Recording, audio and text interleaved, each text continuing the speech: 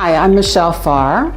I'm 66 years old, and I'm a 5.5, almost 6-year survivor of breast cancer, yes.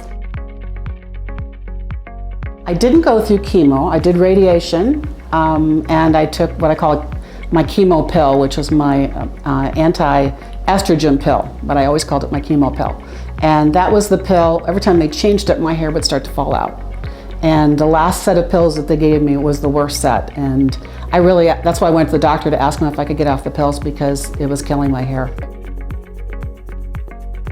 About 18 months ago though, my hair started falling out around Christmas time, and just big clumps. And as you see, I have very curly hair. So I was doing a little comb over, I was trying to rat it up a little bit like back in the 60s. Nothing really worked, it just kept falling out and falling out and falling out.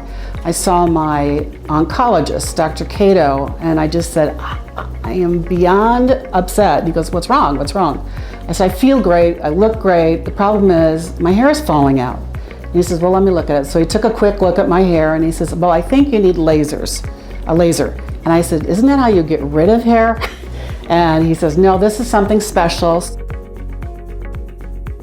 I was eager to hear something that I wanted to hear.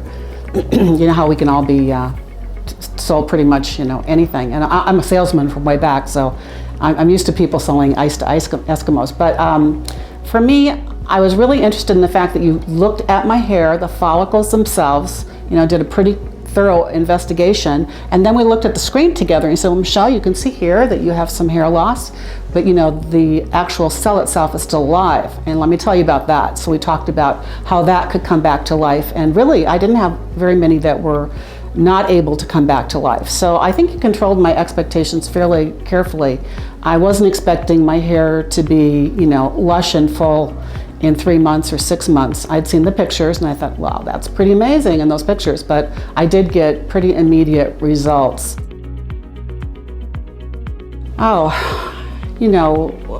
women don't talk much about hair loss. In fact, since I've had this, I have talked to my friends, but I was in tears on days. I'd go, what am I supposed to do? I have curly hair. Yes, I can straighten it, but even that looked pretty wonky. I would put like a lot of barrettes in, like an 8-year-old girl. I did scarves, as I said, and I just couldn't believe it. Every time I came out of the shower, I had this handful of hair, and I know this happens. I mean, every cancer patient out there says, yes, we've been through that.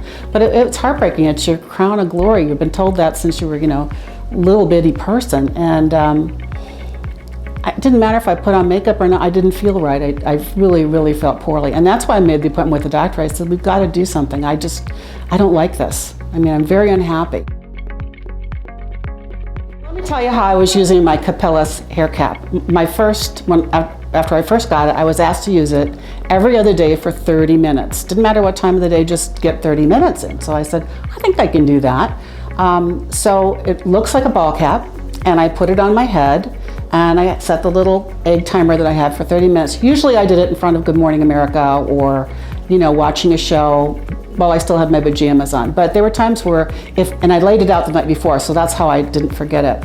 I did have to call once because I was going to go visit my daughter for a week, and I didn't know, should I take it with me? Could I miss a week? That's how religious I was about doing this cap. Easy to use.